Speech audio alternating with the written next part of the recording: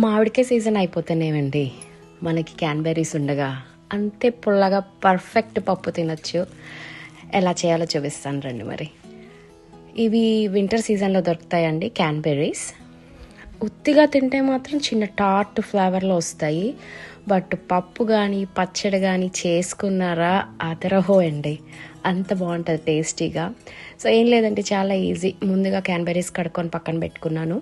Cut చేయడం అవసరం లేదండి. అవి ప్యాన్ తీసుకున్నాను, అందులో ఆయిల్ వేసుకొని తాలింపు అంతా వేసుకున్నాను. ఆవాలు, జీలకర్ర, మినపప్పు, కొంచెం పచ్చిమిర్చి అండ్ కరివేపాకు వేసుకొని ఒక్కసారి వేయించుకున్నాను. దాని తర్వాత కడిగి పెట్టుకున్నాం కదా క్యాన్బెర్రీస్, ఇవి కొంచెం చూసుకొని వేసుకోవాలండి, చాలా పుల్లగా అయిపోతుంది పప్పు.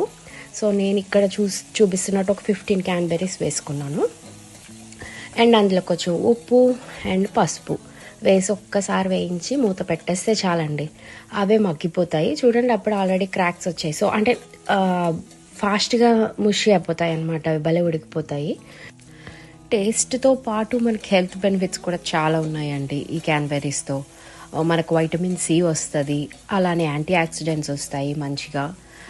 చాలా గుడ్ ఫర్ హెల్త్ అండి. ఎక్కువ మనం ఈ వింటర్ సీజన్లో వాళ్ళు జ్యూసెస్గా అట్లా చూస్తాం, కానీ ఇట్లా మన స్టైల్లో చేసుకొని చూడండి. ఈ పప్పు అసలు క్యాన్బెర్రీస్ కనిపించగానే మీరు కొనుక్కొని చేసుకుంటారనమాట, అంత టేస్టీగా ఉంటుంది. అంతేనండి. ముందుగా పక్కన కొంచెం నేను పప్పు ఉడకబెట్టుకున్నాను.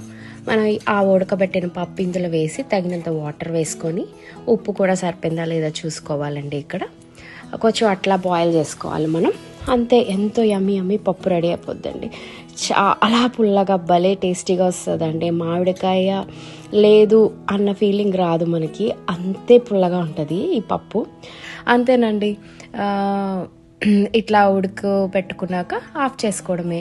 చూసారా ఎంత టేస్టీగా కనిపిస్తుందో. నిజంగానండి, చూడడమే కాదు అసలు తింటే ఇంకా ఆ పప్పు అట్లా అయిపోతుంది అనమాట. వేడి అన్నం కానీ క్వీన్వా కానీ వండుకొని అట్లా వడియం నంచుకొని తింటే అంతేనండి, అద్భుతం.